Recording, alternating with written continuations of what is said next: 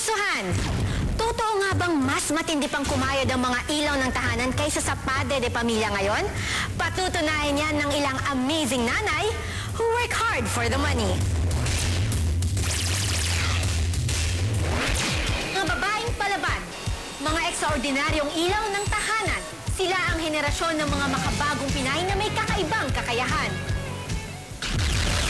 Hindi sa gawaing bahay bida ang 38-year-old nating kaputso na si Maria Teresa Villafloreza. Ang mga kamay niya, hindi raw gumastang sa paglalabada. Dahil si Teresa sa pagbubuting-ting eksperto at sa makina ng eroplano na engganyo. Aside from being a mom and a wife, aircraft mechanic din ng Lufthansa ang very hardworking na si Miss Teresa. Patunay na ang Pinay, hindi nangangalawang pagdating sa talento at husay. Sa hirap kasi ng buhay ngayon, mahirap talaga. So, hindi siguro kakayanin na mag-isa lang yung nagtatrabaho. Kailangang tumulong ako.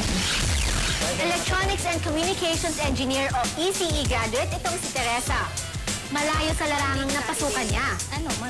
Yung pamilya ko, ano naman sila, I think proud sila sa naging trabaho ko. Pero kahit kaiba raw ang trabaho niya sa tinapos na kurso, pinasok pa rin niya ito para sa kanyang uniko iho.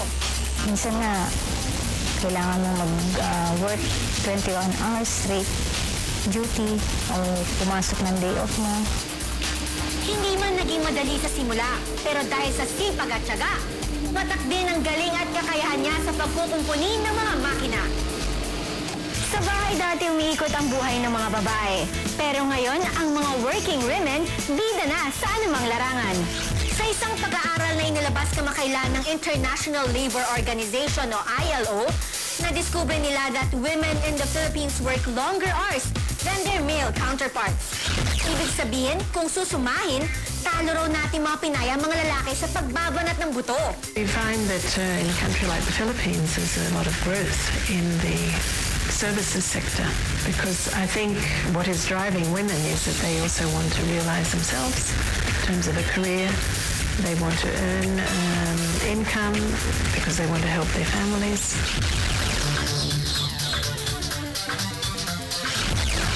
Babaeng walang pahinga. Ganyan kung tawagin ng 35 taong gulang na si Elvira Alcantara. Umaga pa lang, pagtitinda na ng sampagita ang inaatupag niya. Di alintana ang init ng araw, alang-alang sa kanyang pamilya. Kung pwede ko lang gawin yung gabi ng araw, gagawin ko pa rin para pagdagdag ba ng kita. Kasi kulang yung kinikita ko kasi 5 ang anak ko. Nag-aaral silang lahat.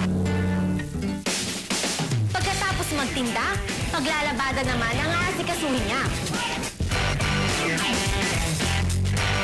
Maya-maya pa, planchadora naman ang kinakarir ng ating bida.